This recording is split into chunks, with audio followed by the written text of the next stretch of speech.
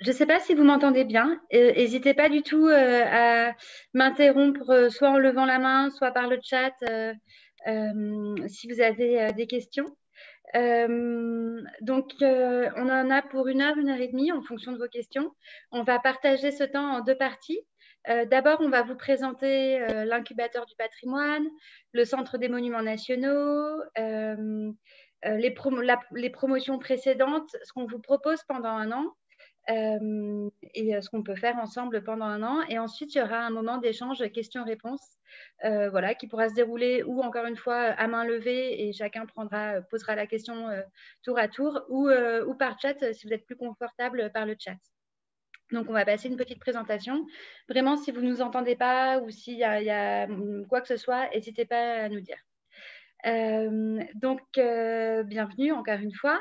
On lance un appel à candidature qui aura lieu jusqu'au 2 mai, donc un peu moins d'une semaine. Mais si vous n'avez pas commencé, c'est pas grave, il n'y a pas de souci. Vous avez encore quelques jours pour le remplir. Donc, on lance un appel à candidature du côté de l'incubateur du patrimoine et en partenariat avec Africa in Colors, avec Raoul qui est avec nous. On se présentera tour à tour tout à l'heure. Juste pour vous présenter le Centre des Monuments Nationaux, parce que l'incubateur du patrimoine est porté par le Centre des Monuments Nationaux, qui est un établissement public qui dépend du ministère de la Culture français. Le Centre des Monuments Nationaux, donc c'est un établissement public qui gère pour le compte de l'État français les monuments qui appartiennent à l'État. Et on en gère une centaine. Alors là, vous voyez une petite vidéo avec l'abbaye du Mont-Saint-Michel. Ça, c'est l'un des plus connus. Il y a aussi l'Arc de Triomphe, des monuments un peu moins connus. Alors, les Aliments de Carnac, qui sont des monuments de la préhistoire. On a des monuments à ciel ouvert, des châteaux médiévaux, des villas d'architectes du XXe siècle. Voilà. Et tout ça, donc, est géré et conservé par le Centre des Monuments Nationaux. Avec tous ces monuments, on rassemble, alors, avant la crise sanitaire, on rassemblait plus de 1 million de visiteurs. Et on était le premier opérateur culturel et touristique de France, en compétition avec le Louvre, mais lui, il n'a qu'un monument, enfin, qu'un musée. Donc là, vous voyez la centaine de monuments qui se déroulent. Quand l'État nous confie les monuments, il nous confie 3 missions: les conserver, les restaurer, les ouvrir au plus grand nombre. On a une mission de service public, de faire en sorte que le plus de gens possible accèdent à ces monuments. Et ensuite, on a aussi la mission de développer une attractivité économique autour de ces monuments afin de pouvoir financer des projets dans toute la France. Voilà en très résumé ce qu'est le Centre des Monuments Nationaux pour lequel on travaille. On est 1500 agents à travers toute la France. Et il se trouve qu'il y a 3 ans à peu près, on a lancé l'incubateur du patrimoine pour la première fois. Parce qu'on avait une longue histoire d'expérimentation avec les entrepreneurs. Et on avait envie de consolider cette histoire d'expérimentation avec les entrepreneurs. Donc, on a lancé l'incubateur du patrimoine. Je vous ai dit que ça a été lancé en juin 2018. Donc, depuis, on a lancé 3 promotions avec une vingtaine de startups qui ont travaillé dans une trentaine de monuments, si je ne dis pas trop de bêtises. Et l'idée, c'était de proposer aux entrepreneurs un terrain de jeu qui sont les 100 monuments. Et à eux, après, d'inventer, d'innover. Et pour ça, on leur apporte plein d'aides dont Alice va vous parler. D'abord, je vais vous présenter l'équipe avec laquelle vous serez amenés à travailler si jamais vous êtes sélectionné. Donc, il y a Alice qui est ici avec moi, qui est chef de projet incubateur du patrimoine. Olivia, qui travaille avec nous, qui n'est pas encore arrivée, mais qui ne devrait pas tarder à arriver. Moi-même, bien sûr. Et donc, Abla et Valérie, qui sont nos chefs. Et Valérie, qui est directrice générale adjointe du Centre des Monuments Nationaux, en charge de l'innovation. Donc, voilà. Et après, il y aura évidemment toutes les personnes en charge des monuments ou de projets plus spécifiques. Si vous avez besoin, je ne sais pas, je dis n'importe quoi, d'aide en marketing, on vous mettra en relation avec les personnes qui s'occupent du marketing au Centre des Monuments Nationaux. Donc ça, c'était pour une présentation générale du Centre des Monuments Nationaux et de l'Incubateur du patrimoine. Et je vais laisser la parole à Alice pour vous expliquer plus finement ce que l'on propose à travers cette année d'incubation. Merci Bettina. Oui, alors donc au sein de l'incubateur du patrimoine, on vous propose 4 grands domaines. Comme le disait Bettina, un terrain d'expérimentation où vous allez pouvoir tester votre solution auprès des visiteurs, mais aussi auprès des personnes qui travaillent dans les monuments, qu'elles soient en direct sur le monument, mais aussi au sein du siège. Ça peut être la direction de marketing, comme le disait Bettina, mais aussi le pôle mécénat, le pôle de la communication, les personnes qui sont en charge de la médiation, etc. Donc ça, c'est vraiment le point névralgique de l'incubation qu'on vous propose, c'est d'expérimenter, de tester votre solution et d'évaluer aussi votre solution sur un terrain d'expérimentation dans un ou plusieurs des monuments du CMN. Ensuite, vous avez un soutien financier et humain. Ici, c'est donc dans le montage de l'expérimentation, on va vous accompagner du cadrage à la conception, à la mise en œuvre, au déploiement et à l'évaluation de votre solution. Donc ça, c'est vraiment le soutien humain où, au-delà de l'équipe de l'incubateur du patrimoine, on va venir chercher les personnalités, les experts du patrimoine qui font partie des équipes pour vous accompagner sur votre projet. Elles peuvent être là pour vous conseiller, mais aussi évaluer votre solution et puis vous ouvrir aussi d'autres champs le mieux possible, intégrer votre solution dans les monuments. Pour le soutien financier, il s'agit d'une bourse en fait qu'on vous accorde pour vous aider à mettre en place cette expérimentation, puisque c'est vrai qu'on s'est rendu compte que l'expérimentation avait un coût conséquent. Donc, on vous attribue un soutien financier pour que vous puissiez déployer votre expérimentation sur le temps de l'incubation.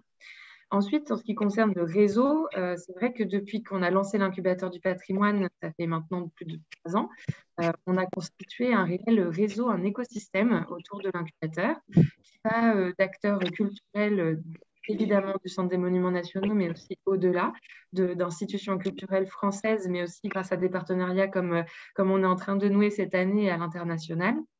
Et puis, un réseau aussi de personnes de l'innovation, de l'entrepreneuriat et de tout cet écosystème qui est présent en France et qui se tient au fait de l'animation de l'incubateur du patrimoine.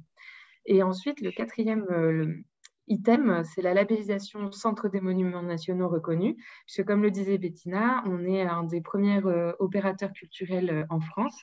Et donc, c'est vrai que ça ouvre de belles portes, de belles opportunités pour démarrer éventuellement des collaborations sur le territoire au sein du Centre des Monuments Nationaux. En ce qui concerne les thématiques qu'on vise cette année pour le recrutement de la 4e promotion, on s'est arrêté sur 4 grandes thématiques qui peuvent regrouper vraiment beaucoup de solutions. Donc, elles ne sont pas, la liste n'est pas exhaustive. Mais on s'est concentré sur 4 grands jalons. Alors, une partie sur le développement durable. Est-ce que vous pouvez couper votre micro? Je pense que c'est bon, j'ai réussi.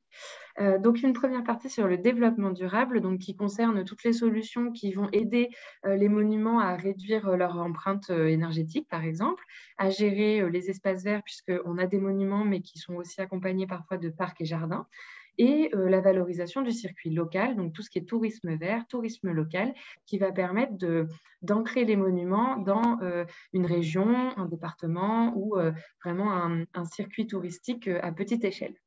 La deuxième thématique, c'est autour des innovations sur le parcours de visite. Donc là, on est vraiment au cœur du parcours de médiation des monuments. Ça peut aller de l'accueil des publics à l'expérience de visite. Et on s'est surtout concentré sur une tranche de public qu'on aimerait de plus en plus attirer, qui est celle des familles et des 18-25 ans, puisqu'en plus, après la sortie de crise qu'on espère imminente, on aimerait vraiment ramener les familles et les jeunes à être sensibilisés aux monuments par de nouvelles innovations sur le parcours de visite. La troisième thématique, ce sont les nouveaux modèles économiques. Donc là encore, en fait, le Centre des monuments nationaux est en partie financé par l'accès à la billetterie, donc la vente de tickets d'entrée, mais on est toujours ouvert à trouver de nouveaux modèles économiques et de nouvelles sources de financement pour permettre aux monuments de diversifier leur activité. Donc ça peut être des formes de nouveaux services par des abonnements ou enfin, voilà, pléthore de modèles qui peuvent nous permettre de créer de nouvelles sources de revenus. Et la dernière thématique, c'est autour du développement des publics et de l'inclusion. Donc là, on cherche par l'incubateur à développer ou à mettre en place et à tester des nouvelles formes de médiation à distance et des services d'apprentissage, donc que ce soit autour de la pédagogie des enfants, des scolaires, mais aussi des personnes plus âgées, où là, on vient exporter un petit peu les monuments auprès des publics qui sont éloignés ou empêchés. On va passer rapidement sur les alumni, mais comme vous le disiez, Bettina, on a accompagné une vingtaine de startups qui, pour les précédentes promotions, n'étaient pas régies par des thématiques. On avait un peu laissé le champ des possibles très ouvert, mais on voit quand même qu'il y a des grandes tendances qui se dégagent, notamment autour du développement durable, des nouveaux usages, que ce soit par exemple Be My Space avec la création d'espaces de coworking dans des espaces non visitables dans les monuments, Tipsme ou Brian Things qui sont des solutions de micro-dons pour les visiteurs. On a aussi une thématique autour de l'immersion. Donc là, on est plus sur de la visite virtuelle ou des solutions de médiation qui viennent apporter une visibilité à des objets ou à des monuments en extérieur, en ligne ou auprès des publics qui ne peuvent pas se déplacer sur les monuments. Et puis, un volet plus médiation numérique, où là, c'est vraiment de la création d'outils pour accompagner le visiteur, alors que ce soit par le biais de podcasts, de chatbots, de solutions de numérisation ou de parcours ludiques de chasse au trésor, par exemple, avec des objets connectés. Pour ce qui est des partenaires, donc cette année, on a lancé un partenariat avec la saison Africa 2020, donc on vous en parlera tout à l'heure un petit peu plus en détail, mais on a déjà rentré dans une logique de partenariat avec notamment la SNCF, qui est en France le responsable des voies ferrées et qui, au-delà de son système de billetterie et de réservation de trains au pays, représente aussi un patrimoine ferroviaire et immatériel très, très important. Donc ça, c'était pour la troisième promotion. On a travaillé avec eux et avec des startups sur la mise en valeur du patrimoine ferroviaire de la SNCF par l'innovation, tout en ayant toujours ce prisme patrimoine culturel.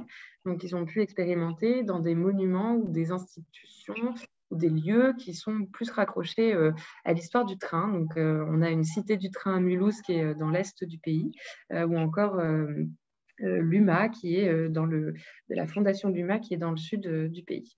Voilà. Et alors, quand je vous parlais d'écosystème, on est aussi en lien étroit avec pas mal d'entités, que ce soit des entités du secteur bancaire, comme la BPI France ou la Banque des Territoires, qui sont deux gros acteurs en France du financement, de l'investissement et des aides auprès des entrepreneurs, mais aussi un écosystème plus large autour des médias et des écoles et des universités, notamment Correspondance Digitale ou l'ADN, avec qui on peut créer des synergies pour mettre en valeur les innovations qui sont mises en place au Centre des monuments nationaux, et aussi des écoles et des universités qu'on accompagne vers les nouveaux métiers de l'innovation culturelle et qui peuvent aussi venir apporter un petit peu leurs connaissances ou leurs avis, leurs évaluations sur ce qu'on met en place au sein de l'incubateur.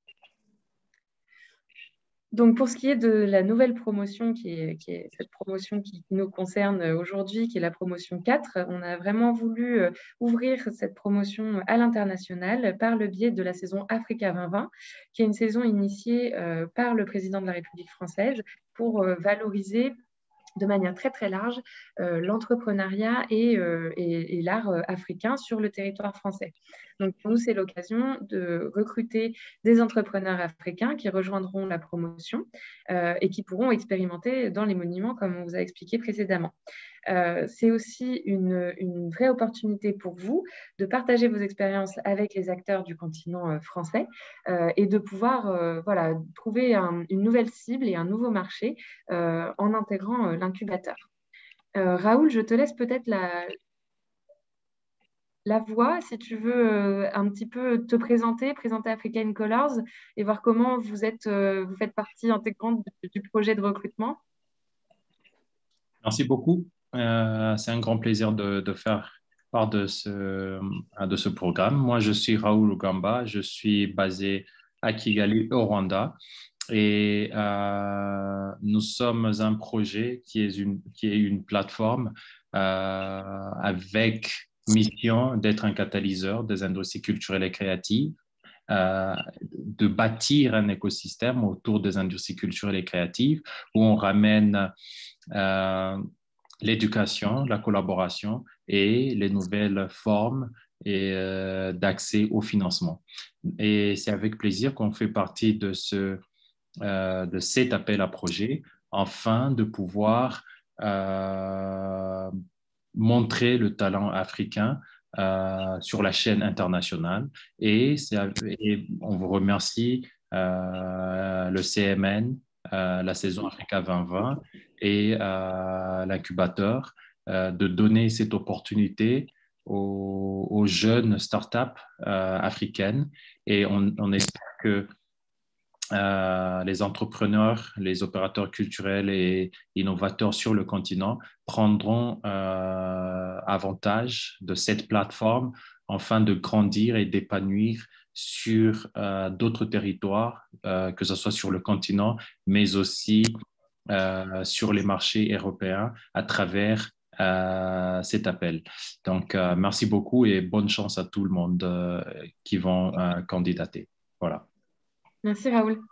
Donc, pour enchaîner sur les critères de sélection, si certains ont pu déjà un petit peu explorer la plateforme de candidature qui a été initiée par African Colors, donc vous allez procéder à votre candidature. On vous demande pas mal d'éléments pour construire votre dossier. Et ensuite, il va y avoir quelques phases de sélection qui va être opérée par les agents du Centre des Monuments Nationaux, la saison Africa 2020 et African Colors qui nous proposent les candidatures. Donc, on a mis en valeur 4 grands critères d'évaluation. Le caractère innovant de votre solution pour évaluer à la fois l'innovation sur votre business model, par exemple. Ça peut être aussi une innovation autour de l'usage qu'on va avoir de votre solution sur les monuments. Ça peut être aussi une innovation de process ou une innovation technologique. On va aussi évaluer la singularité de votre projet. Qu'est-ce qui fait qu'il est différenciant par rapport à votre concurrence? Et puis aussi, on va évaluer l'innovation dans le sens où, comme vous allez expérimenter dans les monuments, on va chercher à savoir si votre test n'a pas été réalisé en dehors ou autrement que sur les monuments qu'on vous propose. Ensuite, le deuxième critère, c'est la maturité de l'organisation. Donc là, on va chercher à voir la viabilité de votre projet en essayant d'évaluer votre potentiel économique, le réalisme de votre proposition aussi, et puis le potentiel de croissance et de duplicabilité. On essaye aussi de vraiment évaluer l'impact qu'aura votre expérimentation par rapport à votre marché actuel sur le continent africain et de voir comment cela va vraiment pouvoir vous propulser et vous ouvrir de nouveaux marchés, de nouvelles opportunités grâce à l'incubateur. On a un troisième critère qui est celui de la motivation et de la diversité de l'équipe. Donc là, on va essayer de voir la diversité des profils. Est-ce qu'ils sont compatibles avec la solution que vous apportez? Est-ce qu'ils sont complémentaires? Et est-ce que votre équipe est suffisamment motivée pour intégrer l'incubateur du patrimoine? Et ensuite, le dernier critère, c'est autour de la pertinence de votre projet. Donc là, c'est un petit peu... on va essayer de mettre en parallèle la pertinence de votre solution avec les enjeux du Centre des Monuments Nationaux qui sont divers et variés. Donc, on va essayer de voir s'il y a un intérêt pour les monuments de tester votre solution auprès des équipes et auprès de leur public et de voir s'il y a une réelle valeur ajoutée de l'incubation au projet que vous portez. On a aussi un critère sur la plus-value de votre projet d'expérimentation. Est-ce qu'il va représenter un gain de temps pour les monuments, pour les publics, pour une question logistique? Est-ce qu'il peut aussi contribuer à améliorer ou à enrichir l'image du monument? Est-ce qu'il permet une avancée considérable technologique, par exemple? Est-ce qu'il a un impact social positif? créatif? Est-ce qu'il est facilitateur dans la médiation qu'on apporte au public? Enfin voilà, on a plein de petits sous-critères qui permettent d'évaluer votre solution et qui, du coup, rendent l'évaluation plus fluide pour les évaluateurs. En ce qui concerne le process de sélection, donc comme ce qu'on vous disait en début de session, la plateforme de candidature va se fermer le 2 mai à 23h59. Donc, faites bien attention, heure française. Si votre dossier n'est pas finalisé au-delà de cette heure, ce sera malheureusement rédhibitoire. On ne pourra pas considérer vos dossiers à la notation. Donc ensuite, on va procéder, donc, comme ce que je vous disais, d'après les critères que je vous ai présentés, à une grosse sélection, une grosse notation avec le Centre des Monuments Nationaux, African Colors et Africa 2020. Ensuite, le 24 mai, on réunit tous les agents du Centre des Monuments Nationaux, enfin ceux qui veulent participer, pour désigner des candidats qui passeront devant un jury final à la mi-juin. Donc, pour ce faire, on sait que vous êtes pour la plupart à distance, donc on le fera par le biais de visioconférences, comme on le fait actuellement. Et on vous aidera à préparer votre pitch si vous en ressentez le besoin. Avec grand plaisir, on est là pour vous accompagner. Ensuite, en termes de programme général, on vous propose, au-delà de la mise en place de votre expérimentation, de vous accompagner sur votre montée en compétences sur le domaine du patrimoine et de l'innovation en général. C'est pour ça qu'on propose un programme collectif où vous serez du coup en session pour monter un petit peu en compétence sur certains domaines. Par exemple, en général, fin septembre, on vous propose un séminaire de rentrée qui va de 2 à 3 jours, où on vous présente qu'est-ce que la médiation numérique dans les monuments du Centre des Monuments Nationaux, comment on communique aussi dans les monuments quand on est un établissement public en France. Voilà, donc on a plusieurs jalons comme ça qui permettent de vous accompagner. On a aussi des accompagnements un peu plus spécifiques sur, par exemple, les données personnelles, comment on intègre votre solution en ayant des règles qui sont imposées par notre gouvernement, et aussi le droit de la propriété intellectuelle. Si vous voulez breveter votre solution en France ou ailleurs, on est là pour vous accompagner. Et puis aussi, en France, on a un système de marché public, c'est-à-dire que lorsque votre solution veut être implantée dans un monument ou dans une institution culturelle, on doit passer par un appel d'offres. Donc, on a un pôle juridique qui vient vous donner quelques clés pour remporter un marché public en France. Au-delà de ça, on a aussi pas mal de grands jalons où on essaye de vous suivre sur votre déploiement d'expérimentation. Donc, on fait des réunions de cadrage, on rédige un contrat aussi, puisqu'on a une bourse en jeu, donc on essaye de rédiger les choses sur papier. Ensuite, on prépare l'expérimentation et puis, vraiment, à la toute fin de l'expérimentation, on fait un gros bilan. Et ça, on le prépare en amont, évidemment, avec des... à la fin de l'expérimentation, c'est-à-dire l'expérimentation a fonctionné, elle n'a pas fonctionné, pourquoi, comment, qu'est-ce qu'on peut améliorer, etc. Voilà, on a fait le tour de cette présentation. Si vous avez des questions, je pense que c'est le moment d'y répondre. Et n'hésitez pas à revenir vers nous. Alors, j'ai partagé, mais je vais vous le mettre dans le chat, le mail de l'incubateur. Et on se fera un plaisir de vous répondre et on pourra aussi monter des sections d'échange avant le 2 mai. Alors, on a déjà une question. Oui. Bonjour, est-ce que le programme se fera à distance? Oui. On peut répondre toutes les deux. De toute façon, oui, bien sûr. Alors, il y a deux choses. Cette année, du fait de la crise Covid, on a dû le faire à distance, donc on est capable de le faire à distance. Dans la bourse, il y a aussi des frais de déplacement qui sont prévus. L'idée, c'est que vous veniez, dans l'idéal, une fois, ce serait vraiment bien. En France, à Paris ou dans le monument, et aussi parce que on voudrait, quand vous intégrez la promotion de l'incubateur du patrimoine, on voudrait vous présenter les acteurs de la culture en France, on voudrait vous présenter à notre réseau. Et même si on peut essayer de le faire par mail à distance, il n'y a rien de mieux que de rencontrer les gens. Donc oui, tout peut se faire à distance, c'est possible. Mais dans l'idéal, et parce qu'on est capable de le financer, ce serait chouette que chaque startup puisse venir au moins une fois en France. Donc, d'un point de vue financement, c'est possible. D'un point de vue crise sanitaire, ça, on ne sait pas encore quand ce sera possible. On a une autre question concernant le programme. Est-ce qu'il s'adresse à l'Afrique francophone et anglophone? Alors, c'est vrai qu'on s'est focalisé sur l'Afrique francophone parce qu'on a un programme collectif. Donc, vous serez aussi avec d'autres entrepreneurs du territoire français qui vont suivre ce programme de l'incubateur du patrimoine. Et elles ont encore ressources humaines et d'équipe, on propose un programme 100% francophone. Donc, toutes les formations sont en français et en plus, les monuments et les gens avec qui vous allez interagir sont francophones et parfois pas anglophones. Donc on privilégie vraiment des équipes qui ont au moins une personne qui parle français et qui peut suivre tout le programme. En revanche, si vous avez des personnes dans votre équipe qui sont anglophones, au contraire, voilà, on s'adapte tout à fait. Mais c'est vrai que la plupart des événements vont se passer en français.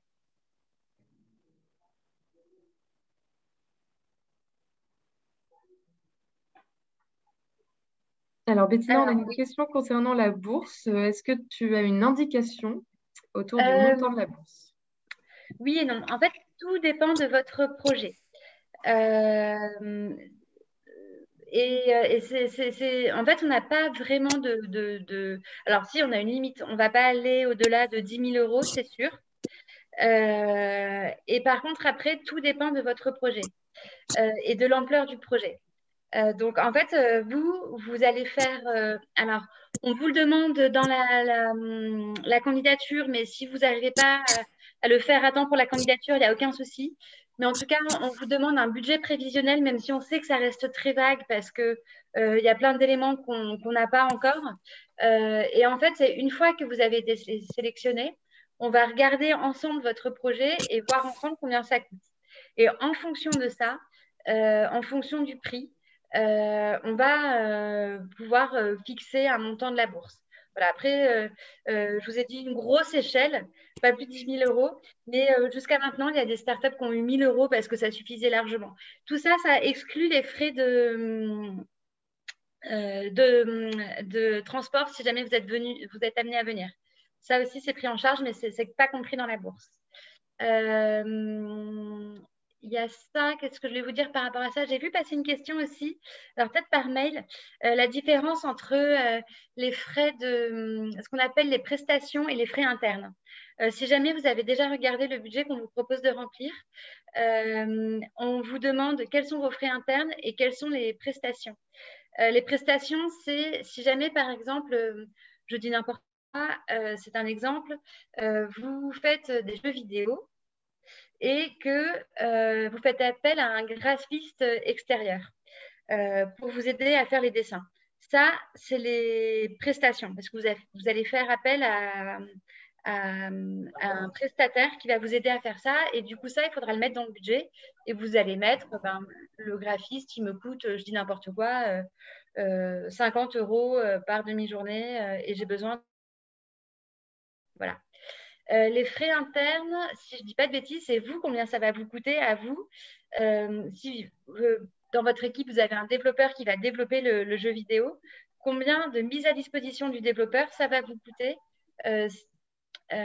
sur le fait qu'il travaille sur le projet et pas sur autre chose. Je ne sais pas si je suis très claire. Voilà. Donc, pareil, si vous avez besoin de matériel, on va vous demander une ligne aussi sur les investissements si vous avez besoin de matériel. Si, je ne sais pas, vous avez besoin d'un micro pour pouvoir faire l'expérimentation, à combien vous estimez le coût du micro? Je dis, à chaque fois, c'est des exemples voilà, tirés au hasard, mais ça peut être des choses comme ça. Voilà, donc après, encore une fois, pour la candidature, c'est juste un exercice. Si les montants ne sont pas exactement les bons, il n'y a aucun souci. C'est juste pour nous qu'on comprenne comment vous construisez votre budget et quels sont vos principaux postes des dépenses et éventuellement des postes de recettes. Comment vous comptez financer l'expérimentation? Avec la bourse, bien sûr, mais est-ce qu'il y a aussi des fonds propres? Est-ce qu'il y a aussi d'autres subventions? Est-ce qu'il y a aussi d'autres apports? Est-ce que, par exemple, Si, je ne sais pas, vous vendez des objets d'artisanat, il y a un revenu, un partage des revenus. Voilà, donc comment vous financez au global le projet? C'est ça qui nous intéresse de savoir et c'est vraiment global et général. Voilà, j'ai répondu au-delà de la question, je suis désolée, j'étais bavarde. Il y a plein de questions, c'est génial. Il y a une question au sujet du statut. Est-ce que cela concerne seulement les startups, aussi les PME innovatrices dans le secteur culturel? Ça concerne tout le monde. On a juste un critère sur le versement de la bourse où il faut que vous ayez moins de 5 ans au mois de janvier 2021 pour pouvoir recevoir la bourse. En dehors de ça, vous pouvez tout à fait candidater, que vous soyez une entreprise de longue date ou non. Et même si vous n'avez pas encore posé les statuts d'ailleurs. Oui, c'est vrai. Voilà, on a déjà recruté des startups qui n'avaient pas encore posé les statuts. Après, pour verser la bourse, il faut quand même avoir des statuts le jour où on verse la bourse. En général, ça arrive fin décembre pour le premier versement, puisqu'il faut qu'on puisse verser la bourse à une entité, à une entreprise. C'est juste ça. Alors, il y a d'autres questions. Les projets doivent-ils forcément être rentables ou à but lucratif? Alors, le projet en lui-même, l'expérimentation, pas forcément. En revanche, il faut que vous, à long terme, vous ayez un besoin, vous voyez un business plan qui puisse vous amener quelque part et vous rémunérer un jour. Après, le projet en lui-même, pas forcément, en effet. Alice, tu veux compléter là-dessus? Non, non, je suis entièrement d'accord. Je pense que après, on a déjà accompagné des associations dans l'incubateur du patrimoine. La seule chose, c'est que vous ayez un modèle économique qui soit rentable pour vous, que ce soit à but ou non lucratif, c'est votre façon de voir les choses.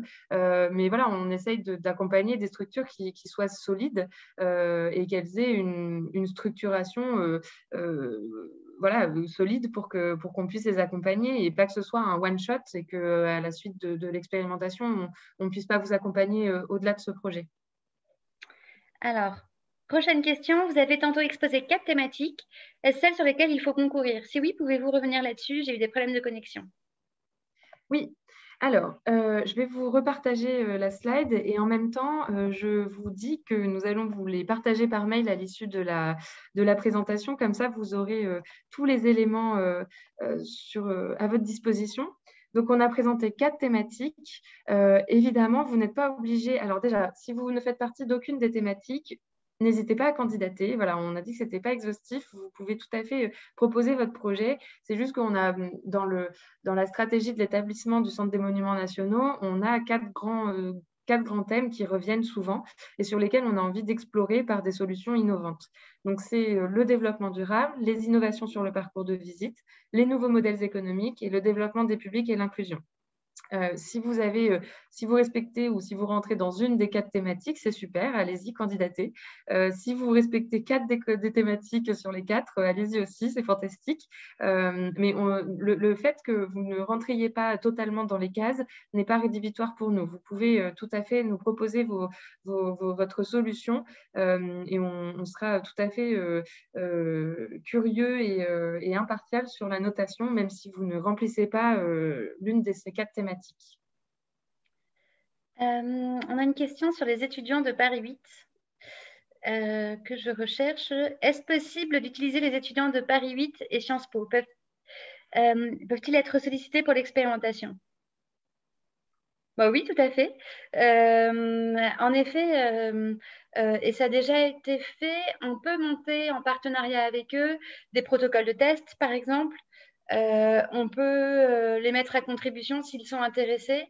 C'est totalement possible. Et d'autres écoles aussi que Alice vous a citées précédemment.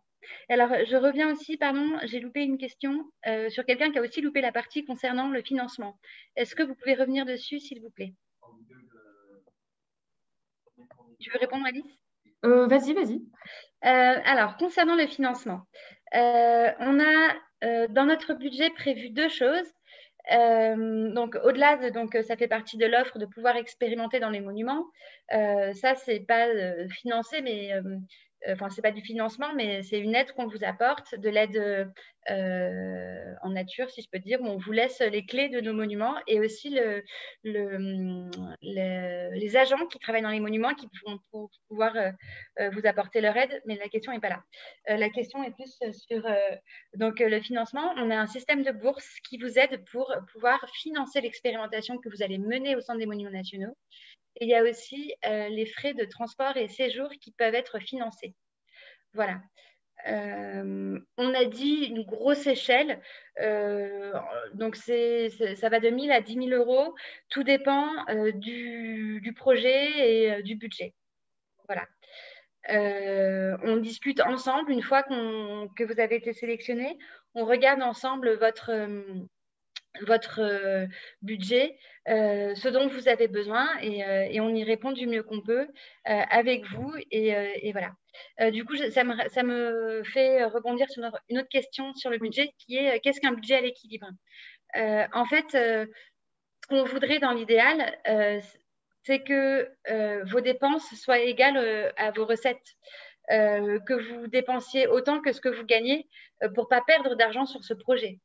Donc, c'est ça ce qu'on appelle un budget à l'équilibre, c'est qu'il y ait autant de dépenses que de recettes dans l'idéal. Et alors, comble, si en plus c'est rentable pour vous, ça c'est génial. Si on peut vous y aider, ce serait encore mieux. Voilà. On a une autre question. Est-ce qu'on doit déjà avoir un prototype, un MVP? Je te laisse répondre, Alice. Alors pour moi, je dirais oui et non. Je pense qu'il faut déjà avoir un prototype pour ne pas démarrer à l'étape vraiment zéro de la conception de votre projet, pour qu'on puisse, parce que l'incubation dure en général à peu près 1 an. Donc si la conception de votre prototype prend déjà 11 mois, ça va être un petit peu compliqué de le mettre en place dans les monuments nationaux. En revanche, si vous avez besoin de tester votre prototype sur les monuments, alors là, vous rentrez tout à fait dans les critères de l'incubateur du patrimoine. Je pense que enfin, je ne sais pas, Bettina, tu me confirmes ou pas, mais je pense qu'on est à un stade de l'incubateur du patrimoine où on essaye d'avoir un concept validé au moment de la candidature, où vous avez déjà un petit peu validé votre concept auprès d'une cible, d'un marché, auprès de la concurrence, de voir comment vous pouvez réagir par rapport à votre concurrence, par rapport à votre business model, etc. Et en plus, là, comme on va tester sur un autre continent, je pense que ce serait bien que votre projet soit à peu près solide pour qu'on puisse le tester sur un nouveau marché. En plus, l'opportunité de l'incubateur du patrimoine, c'est de un peu prouver que vous avez réussi à exporter votre solution à l'étranger et que du coup, que vous ayez un bon retour pour continuer à collaborer sur votre propre territoire. Alors, je recherche une question que j'ai perdue sur quelles sont les étapes une fois qu'on a candidaté? Alors, je voudrais bien comprendre le process. On commence par postuler. Si notre projet est retenu, on suit une formation, toujours de façon virtuelle. Et ensuite, c'est quoi la suite? Voilà. Alors, en effet, d'abord, donc jusqu'au 2 mai, vous avez le temps de postuler. Ensuite, en interne, du 2 mai au 24 mai, si je ne dis pas de bêtises, Alice, nous, on va regarder toutes les candidatures et sélectionner, je dirais, les 6 à 10 meilleurs. On va les appeler pour les informer. Enfin, de toute façon, on vous contactera tous ceux qu'on postulé pour vous dire si vous avez été retenu ou pas. En tout cas, ceux qui ont été retenus, on va vous proposer de pitcher le 15 juin devant un jury qui est composé du président du Centre des Monuments Nationaux, de représentants du ministère de la Culture en France, de personnes d'Africa 2020 et du monde de l'investissement en France et, que je ne dis pas de bêtises, du monde du développement durable dans la culture aussi. Et donc, c'est à ce moment-là aussi, après le 24 mai, donc fin mai, début juin, où pour ceux qui auront été sélectionnés, on vous proposera de vous préparer au pitch. de manière virtuelle, bien sûr, de vous donner des conseils, de vous expliquer comment ça va se passer pour que le jour où vous allez pitcher, vous soyez dans les meilleures conditions possibles. Donc, le 15 juin, le jour du pitch, le jury délibère et choisira, je ne sais plus combien de startups, Alice. Je ne sais pas si on a un nombre défini ou si c'est en fonction des projets. C'est en fonction des projets. Encore, ouais. Ok, donc en fait, en général, on choisit 5 à 8 projets chaque année. Et voilà, pour vous donner une ordre d'idée. Donc, le jury sélectionne les projets et on vous contactera pas longtemps après le 15 juin, en général le 16 ou le 17, pour vous dire si à l'issue du jury, vous avez été sélectionné. À partir de là, on fera une grande communication tous ensemble pour dire voilà les lauréats. Donc là, c'est un moment très important de communication pour vous comme pour nous, pour montrer quels sont les lauréats, quels ont été les sélectionnés. Ensuite, se passe juillet-août où en France, il ne se passe pas grand-chose. Donc là, on va vous laisser tranquille. Si ce n'est, on va commencer à prévoir des rendez-vous parce que dès fin août, début septembre, on va commencer à se rencontrer pour mieux se connaître. Donc, encore une fois, de manière virtuelle dans un premier temps. Donc, on va vous présenter les équipes qui seront amenées à travailler avec vous, essayer de comprendre ce dont vous avez besoin pour expérimenter, vous poser plein de questions. Vous aurez l'opportunité aussi de nous poser toutes les questions qui vous taraudent pour pouvoir travailler ensemble. Ensuite, on va essayer de choisir ensemble les meilleurs terrains d'expérimentation. Où est-ce que vous avez besoin d'expérimenter? Où est-ce que c'est le plus pratique aussi d'expérimenter? Est-ce que c'est près de Paris parce que déjà qu'il y a des temps de venue en avion, voilà. Est-ce que c'est plus pratique d'expérimenter dans des monuments où il y a beaucoup de visites rares? Donc je dis n'importe quoi, hein. Donc au Mont-Saint-Michel, est-ce que c'est plus pratique? Ou même parfois c'est pas dans un monument. On a déjà eu des expérimentations qui se passent pas du tout dans un monument, mais avec qui vous avez besoin d'être en relation pour pouvoir expérimenter du mieux possible. Et donc, voilà. Et après, dans l'idéal, on aimerait faire une rencontre en physique fin septembre, début octobre. Donc ça, c'est dans un monde idéal où les frontières rouvrent. Voilà. Et on vous invite tous à un événement de réseautage et on vous présente à tout l'écosystème de la culture en France et l'innovation. Et on commence le séminaire de rentrée. Si ce n'est pas possible, on le fera en ligne. Et aussi, on lance les expérimentations et on commence à contractualiser aussi ensemble pour pouvoir toucher la bourse. Il faut qu'il y ait un contrat. Donc, on définit plus précisément les contours de l'expérimentation. Donc, ça nous amène à décembre 2021. Et ensuite, voilà, il y a les sessions de formation qui continuent 1 ou 2 jours tous les 3 mois, je dirais, en moyenne. Et l'expérimentation qui peut commencer. Et ça, c'est vraiment au cas par cas, en fonction de vos disponibilités, en fonction du projet, du monument. Voilà, tout ça, c'est vraiment du sur-mesure. Je voulais vous dire quelque chose aussi, mais j'ai oublié. Voilà. Du coup, est-ce qu'il y a d'autres... Oui, on a eu des questions plus pratiques sur le formulaire de candidature. Ah oui. Effectivement, ce n'est pas forcément évident. On vous demande de remplir des documents qui sont en ligne sur des Google Drive, mais ce sont des documents, le lien est un lien unique pour tout le monde. Donc, il faut que vous téléchargiez ces documents, que vous les remplissiez vous-même et qu'ensuite que vous les importiez à nouveau sur la plateforme de candidature. C'est comme ça qu'on fonctionne. Sinon, si vous le modifiez, ce sera à la vue de tous les autres candidats. Donc, ce n'est pas ce qu'on vous souhaite. Ça y est, je repense à 2 choses que je voulais vous dire aussi, qui répondent pas à des questions, mais que je voulais vous dire quand même. Mohamed Zoglani, qui est avec nous d'ailleurs, si tu veux prendre la parole à un moment, d'ailleurs, Mohamed, sens-toi libre, nous a signalé qu'il y avait beaucoup d'appels à candidature en ce moment. N'hésitez pas pour autant à répondre aussi à l'incubateur du patrimoine parce que notre programme n'est pas incompatible. Si vous avez l'incubateur du patrimoine plus un autre appel à candidature, plus encore un autre, Nous, ce n'est pas du tout incompatible avec d'autres appels à candidature. Nous, c'est quelque chose en plus par rapport à d'autres. Vous avez une bourse pour expérimenter, vous avez les terrains d'expérimentation que vous trouverez nulle part ailleurs. Et pour autant, voilà, ce n'est pas exclusif. N'hésitez pas à continuer à candidater dans d'autres programmes d'accompagnement, pour d'autres financements, bien sûr. Voilà, c'est une chose. Autre chose aussi qu'on voulait vous dire, c'est que donc, même si vous n'êtes pas sélectionné à cet appel à projet-là, n'hésitez pas à candidater et à essayer quand même, parce que vous ferez connaître auprès des monuments et auprès des équipes. En fait, on a un process de sélection qui fait que beaucoup de monde peut avoir accès à votre candidature et ça peut donner des idées au-delà de l'incubateur à des monuments pour des projets avec vous.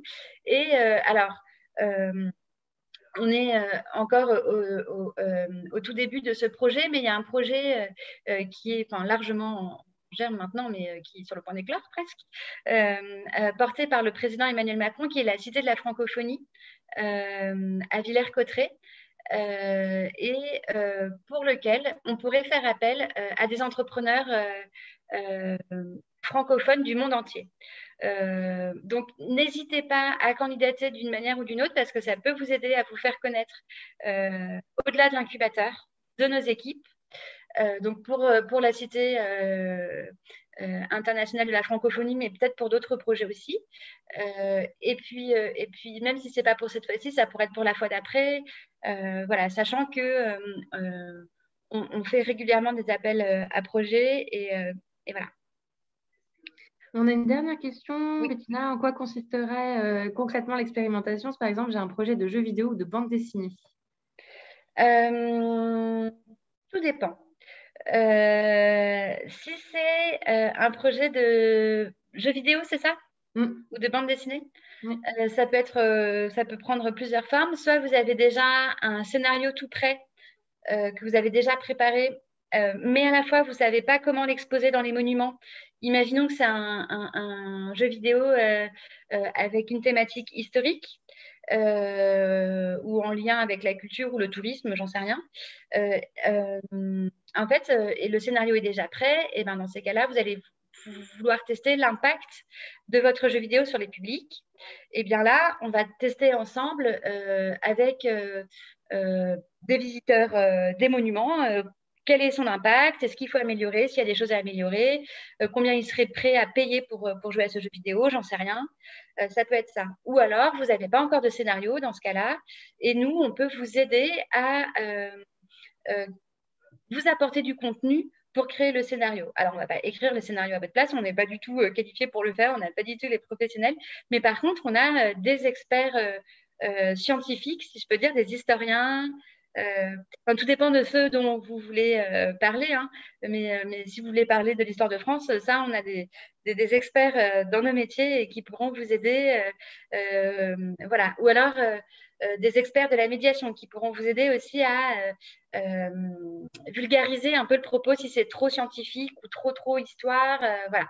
Voilà un peu ce qu'on peut imaginer comme scénario d'expérimentation. Tu voulais compléter, Alice? Non, ta réponse était très complète.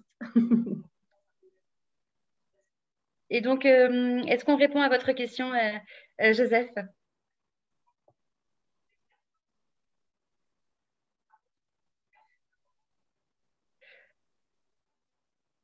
Je vérifie les autres questions, mais je crois qu'on a fait le tour. Comme disait Alice, nouveau message. Est-ce qu'on peut trouver des vidéos sur le Centre des Monuments Nationaux ou sur le projet? Ou est-ce que des vidéos d'expérience? Un peu, on en a quelques-unes. N'hésitez pas aussi à vous rendre sur notre site internet où on a toutes les vidéos qu'on a produites.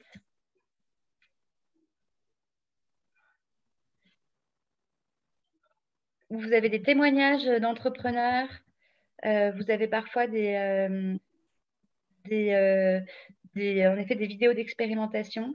et vous allez dans les alumni et vous allez pouvoir le trouver. Ah bah voilà, Alice, tu as mis le lien. Oui. Plus rapide que l'éclair. Je vous ai également mis notre compte Twitter où c'est là où vraiment on parle du quotidien des startups et du programme d'accompagnement. Donc, n'hésitez pas à aller jeter un œil et à vous abonner puisqu'on publie souvent les dernières actualités des startups. Donc, si vous avez des questions particulières à votre projet, n'hésitez pas à nous contacter. D'ici le 2 mai, de préférence, on sera un plaisir de répondre au maximum de vos questions. Et voilà, Mohamed ou Raoul, si vous voulez rajouter quelque chose. Merci Bettina et Mohamed. Bonjour à tous, merci d'être présents. Moi, j'ai une double casquette puisque je représente aussi la saison Africa 2020 puisque je suis l'expert durant cette saison sur toute cette partie de la créativité digitale, de l'industrie créative digitale, mais aussi je suis avec Raoul, le cofondateur d'Africa in Colors. Ce qui est très important, merci Alice et merci Bettina d'avoir présenté un peu ce projet avec l'incubateur.